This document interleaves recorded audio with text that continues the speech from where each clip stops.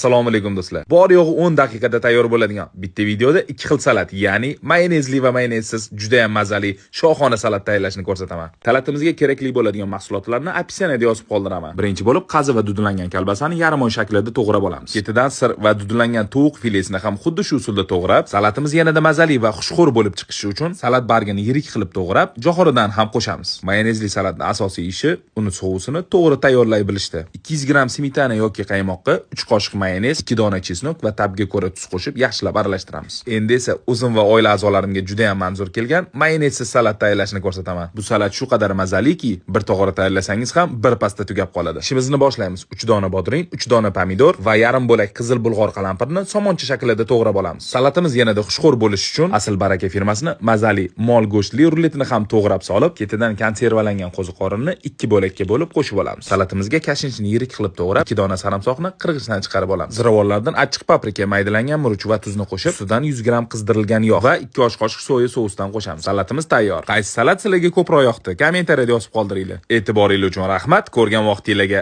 rozi bo'linglar.